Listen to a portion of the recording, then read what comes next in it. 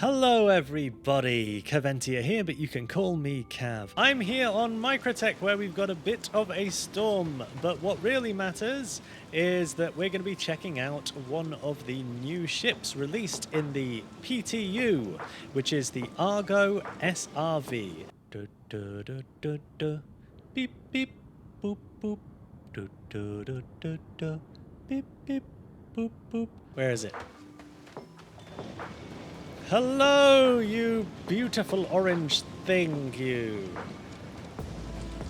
Okay, in typical Argo style, we've got the bright hot orange going on, and obviously the main feature of this ship is this gigantic tractor beam. I think this is the largest tractor beam in the game right now, which allows this ship to basically be a tugboat and pull other ships around the verse. We know that it's not fully implemented yet in this build. I believe that there are some known issues with Quantum that they don't want to have reported, but I wanted to use this as an opportunity to give you my first impressions. So let's check out this elevator and let's get into it. Literally.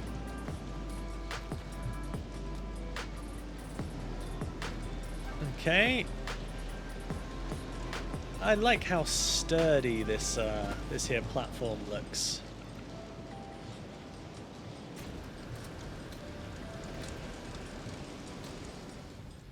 Right, let's. Oh my goodness, this is such a more peaceful place to be. We'll ignore that body down there and try and focus on the ship. So we have the cockpit here, kind of functional. What's this? Don't know what that is.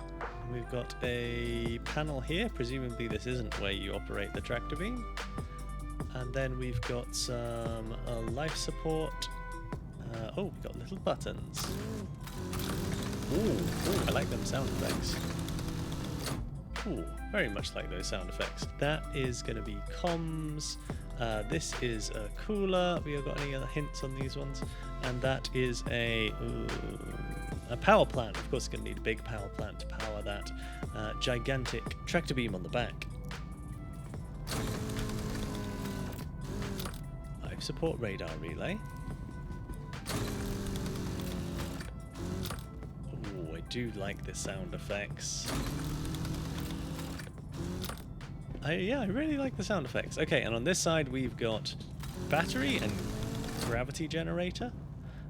We've got the shield generator, which is just a smaller one. It looks like it even kind of disconnected from it. That's a nice little effect. And then finally our jump drive, which is quite a big one, so presumably this can jump pretty far. We'll check the quantum fuel and stuff soon. Oh. I love the tactility of the buttons and the door closing. Everything's got that kind of consistent theme. Lift open, so this is where we go up and down from this elevator, which is in the central area. That's really practical, actually. Industrially type areas, caution, hazard signs, kind of hazardy theme throughout, and we've got a separate button here to open the tabs, which actually has a really kind of clean aesthetic. I'm surprised to see that we've got a couple of weapon racks here. Let's listen. It's all very satisfying in the animation, the door sounds and things like that. And I like that you can actually have it open all the way to the cockpit as well for easy access to maybe see what you're hauling out your tractor beam window at the back. That's quite cool. We've got some biddly bobs here. No idea what that is or does. Of course, we have a bed with a little screen in case you want to check on your data, stocks, I don't know, whatever you want to watch before bed, I guess. We've got a suit locker here, of course, with a button. That's a trip hazard right there. Oh, look at that. They failed on the door. They got to sort that one out. And then we've got the little toilety showery thing, and I assume okay, we can adjust our temperature. 13 degrees. Jeez, that's someone who is braver than me. Open. Oh, it's even got a little extended toilet roll. Functional toilet bowl, it looks. Yep. Chunky, industrial, functional vibe. And you got space to have a sit down and negotiate with your client who needs something taken away. So, yeah, kind of cool. Oh, and it even has a quick exit. Interesting. That's a new feature I didn't know about. But if you want to get out quick, you can just step off the seat outside the back of the vehicle. Nice. So let's take it for a little test flight. Beautiful Microtech weather as always. Systems activating. Systems on. Okay, so we get the cute Argo voice telling us that it's ready. Let's listen to a power-up sound. Engines on.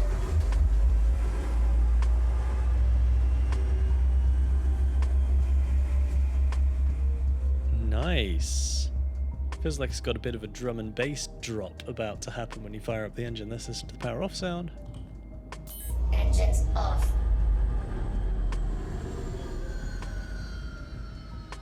Cool. It sounds chunky. A little spoiler over there, which is going to be the next ship we're going to review, which is the Crusader C1 Spirit. But for now, let's have a little look at this. That is a pretty little ship. You know, I think Argo remind me of Tonka trucks. Do you know what Tonka trucks are? They were these little metal kids' toys in, like, I don't know, the 80s or 90s or something. And they were chunky and I think they were yellow. But yeah, I really quite like the look of this ship. Let's take it for a spin. Launch complete. Thank you. Let's have a look at the landing gear animation. Oh. Okay, they clip through. Maybe they're not supposed to clip through. Let's... Okay, that looked right. Opening looks right. Closing, not so much. Yeah, they're going to have to fix that. But it has a lot of rear-facing thrusters. I mean, absolute ton. Ooh. Oh, that's a nice sound to it. Let's have a go. Bit of shake. A lot of rear-facing thrusters. I wonder if it'd still be accelerating if it wasn't boosting.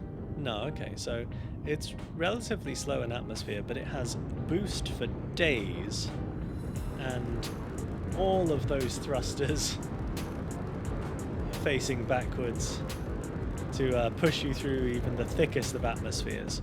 For those of you who don't know, Microtech is one of the thickest atmospheres in the game, but it doesn't look like it's got much of a max speed in atmosphere. I guess it's not very aerodynamic. We should have turned the shields off on one of these ships. Maybe we can turn the shields off on the C1 and see if we can take it out into atmosphere. That'd be a nice test to do. Let's have a check. Does it have a VTOL mode?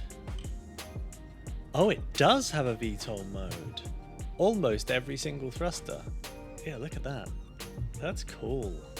That's very cool. Nice. I like the little window you get out the back as well. It's kind of cool. I imagine setting up the rear-facing camera would be really useful for this too. Stormy, stormy weather. Oh, it looks like it always has lights on. And then when I actually hit L for lights, it gets even more lights. Okay, like it's got floodlights or something. Okay, cool. Let's try and get out of this hellish storm and see if we can collect ourselves a spirit of the C1 variety. Okay, so we're just gonna go over here a little bit, forwards a little bit, and then we're gonna go down. We may or may not just be able to tractor beam this from the ground. I honestly have not... This is the first thing I'm ever going to try and tractor beam. Let's see if we got that lined up. Kinda. I feel like that's pretty well lined up. Let's put our butts down. That looks pretty lined up to me. Now, how do we enter tractor beam mode? I assume it's an M? It is an M. And then... Alright, we've got no target right now. Oh, that's loud. Jesus, why is it so loud? Okay. There's got to be a way to turn that sound down. Try this again, shall we? Surely. Surely that's locked on. Oh, force insufficient.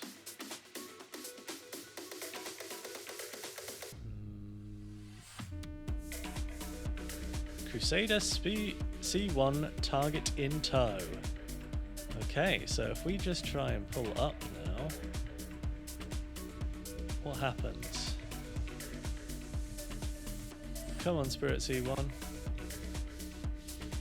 Up you come. Come on, buddy. That looks fine. Everything's fine. You're good. You're good. We're good. Oh, oh, oh, oh, oh. Don't drop it. Don't be dropping it.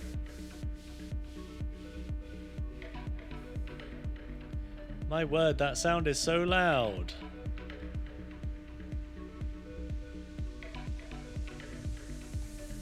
Oh my goodness, it's even louder from the inside. I can't see a thing.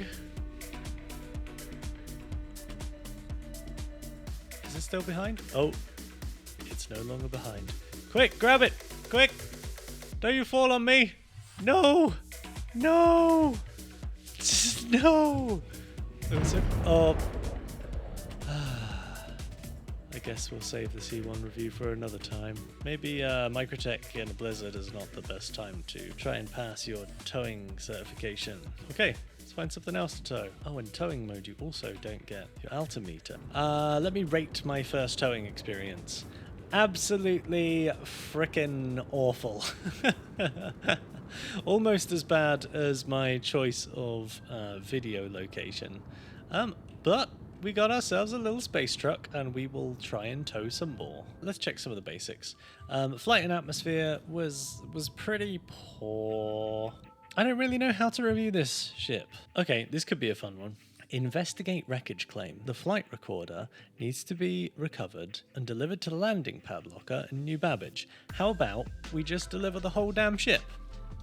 Why not? Let's try it. Also, it's hard to tell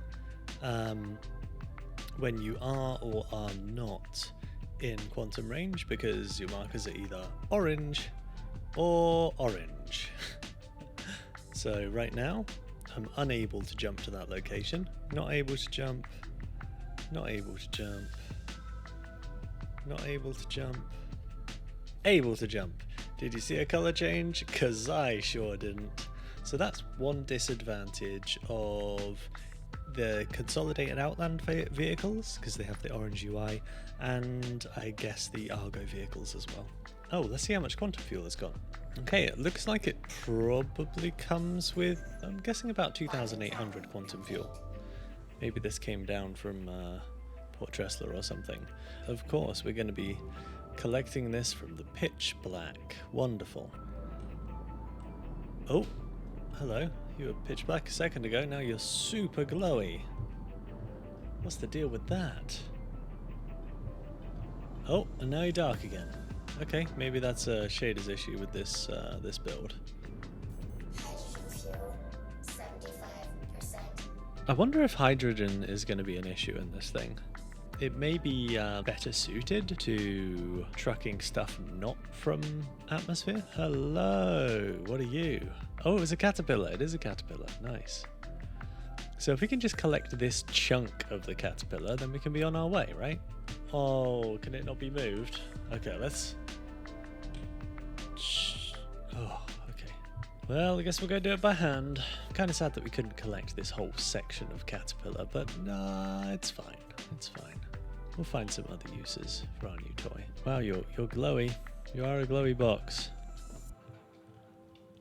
What's the deal with all the floaty particles? Is this like for atmospheric effect? It's kind of cool. It's like going into the Twilight Zone or something. So it doesn't look like we can grab the 1/8 SCU style hand boxes with the tractor beam, which is kind of a shame. Place. Nice. You know what? that flight recorder kind of fits the theme of the ship. It's difficult to give an opinion of this ship right now because I feel like a lot of the gameplay isn't quite there yet. But maybe what we really need to do is go and get some salvage, and that might make it easier to form a proper opinion on this ship. Because I think for a while what this is mostly going to be used for is finding a ship that is rich in resources, whether it's a large ship that you want to be able to salvage in relative peace, or by taking like a wake of a disaster mission and, you know, identifying the highest value ship in wake of disaster and claiming it for yourself, essentially. Okay, that's how we do it. Drop off our little orange box from our little orange box. So overall, my first impressions of the ARGO SRV is that it's a pretty cool looking ship. I think that it's gonna have some interesting gameplay potential, but it feels like much of that isn't implemented right now. Unfortunately, you don't really have the ability to quantum travel with another ship attached right now, although that is going to be an intended feature for the near future.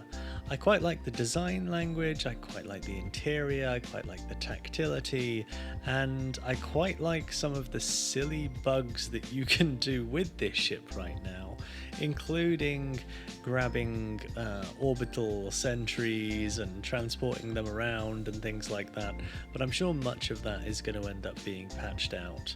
Quite a cool ship. It's unfortunate that its only uses really are going to be salvage or illegal salvage in the short term, and possibly moving some land vehicles to interesting locations by pulling them around with the tractor beam. And maybe we'll get an opportunity to have a play around with some of those mechanics and do some silly things soon. Maybe it'll be worth doing a Bug Citizen episode on that. I think I'm going to have to wrap up the review here. Take care, everybody. Bye-bye.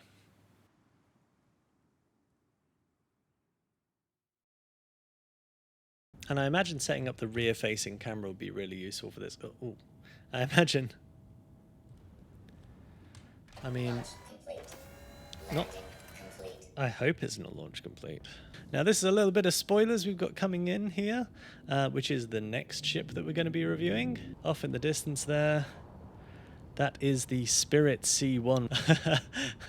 It's got its own cloud of spoileriness that it's hiding behind, but we'll be checking that out soon too. If only I could see where the C1 was. C1, hello? If I was a C1, where would I be? I feel like I don't always pick the best locations for these ship reviews. But should we make this a double whammy? Should I actually include this in the first vid? Oh, of course I'm incapacitated. Because I jumped off a ramp, right? That's enough to kill anybody. Instantly. So, first impressions of the C1. It's a murderer. Oh. No, we're fine. Look at that butt. We're fine. False alarm. Everything's fine. Oops, oops, oops, oops, oops, oops, oops. Landing complete. A little rough, but we're an industrial ship. We can take a little bump or two. So it doesn't look like we can grab the 1/8 SCU style hand boxes with the tractor beam, which is kind of a shame. It also looks like we crashed a desktop. Well, gosh darn it. I don't know if I'm going to be back in this ship. I take it back. The most annoying ship sound doesn't go to the Drake Mule. It goes to the ARGO SRV. Keep feeling like we're in Pyro and we just viciously attack everyone for no reason. Let me on the ship. I'd really like you to let me on the ship. Come on, let me on the ship. Come on, ship. Come on, ship. Yeah, just throw me on the ground. That's exactly what I wanted. Come on, ship. Yarg. Du, du, du, du, du. Beep, beep, boop, boop. Du, du, du, du, du. Beep, beep, boop, boop. GG.